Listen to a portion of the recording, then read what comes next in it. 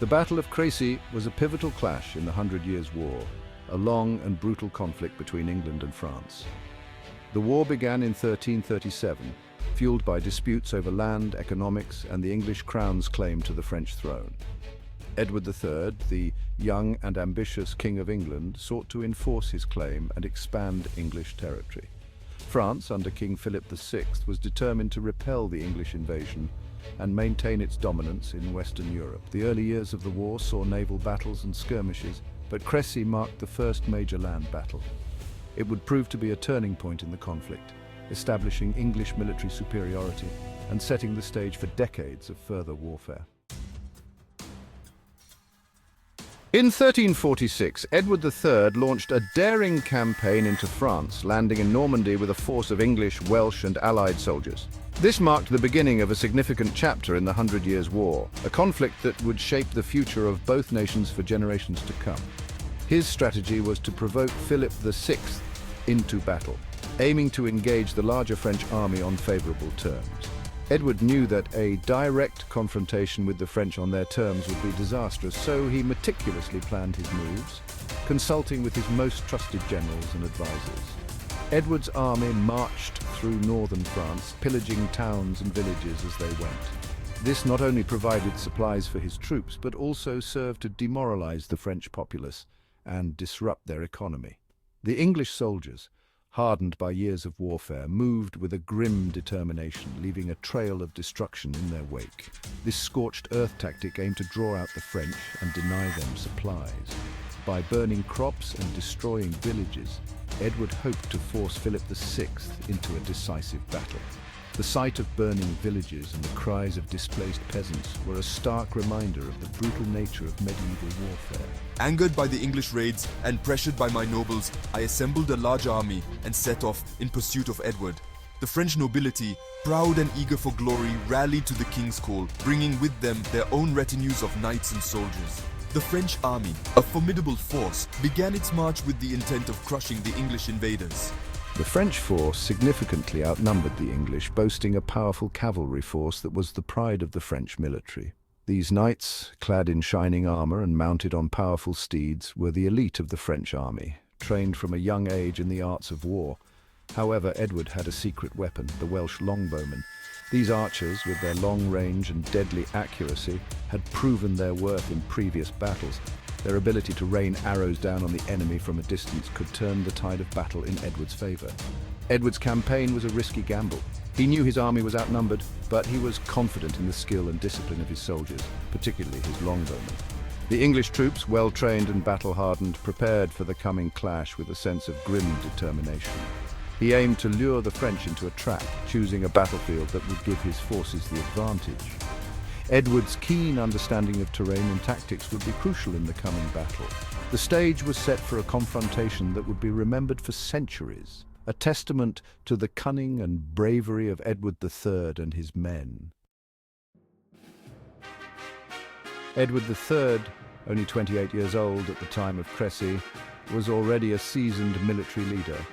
He was known for his courage, determination, and strategic brilliance. Edward was eager to prove himself as a warrior king and avenge earlier English setbacks in the war. I inspire loyalty in my men and instill a sense of purpose in my army. Philip VI, in contrast, was a less experienced military leader. He was under immense pressure to defend French honor and expel the English invaders.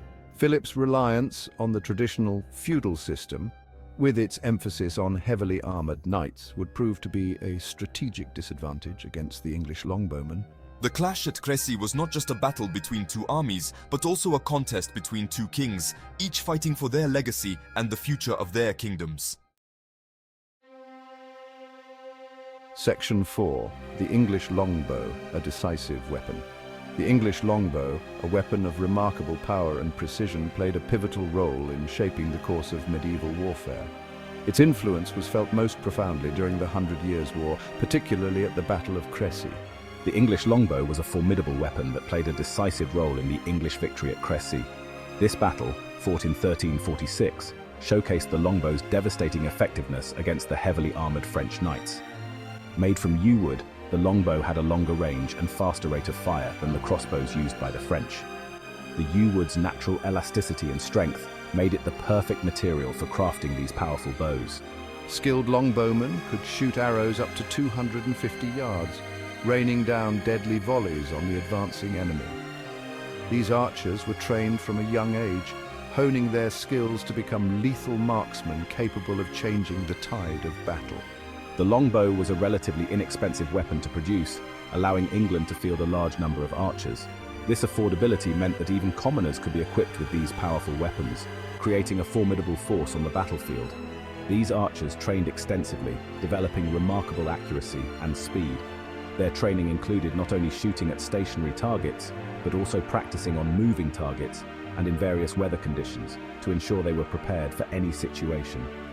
At Crécy, they proved their worth, decimating the French ranks and disrupting their attacks.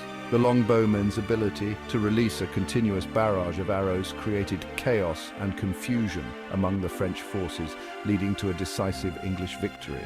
The longbow's impact on medieval warfare cannot be overstated. It not only changed the way battles were fought, but also influenced the development of military strategy and tactics for generations to come. It challenged the dominance of mounted knights and paved the way for new military tactics that would shape battles for centuries to come. The longbow's legacy is a testament to the ingenuity and skill of the medieval English archers who wielded it with such deadly precision. Section 5. The battle joined. Crécy becomes a killing ground. On August 26, 1346, the two armies finally met near the town of Crécy in northern France. Edward III strategically positioned his forces on a hillside, with his longbowmen on the flanks and his knights and men-at-arms in the centre. This elevated position gave the English a significant tactical advantage, allowing them to see the approaching French forces and prepare their defences accordingly. He ordered his men to dig ditches and erect palisades to further fortify their position. These defensive measures were crucial in slowing down the French cavalry and providing the English soldiers with a secure base from which to launch their attacks. The English forces worked tirelessly, knowing that their survival depended on the strength of their fortifications. The French army, confident in their numbers and the might of their cavalry, charged headlong into the English lines. They faced a withering hail of arrows from the English longbowmen, which cut down their horses and threw their ranks into disarray. The longbowmen, with their powerful and rapid volleys, were able to decimate the French cavalry before they could even reach the English lines. The French knights, weighed down by their heavy armor, struggled to advance through the mud and the storm of arrows. The battlefield conditions were harsh, with rain turning the ground into a quagmire, making it even more difficult for the heavily armored knights to move. Many knights were unhorsed and left vulnerable to the relentless English archers. The battlefield became a scene of chaos and carnage, with the air thick with the sound of clashing steel, the cries of wounded men, and the relentless twang of English longbows. The English forces, though outnumbered, maintained their discipline and cohesion, exploiting the disarray in the French ranks. The French, unable to break through the English defences, suffered heavy casualties. The battle raged on for hours, with the English longbowmen continuing to rain death upon the French forces. By the end of the day, the once proud French army lay in tatters, their knights and soldiers either dead or in retreat. The Battle of Crécy was a decisive victory for the English, showcasing the effectiveness of their tactics and the deadly power of the longbow.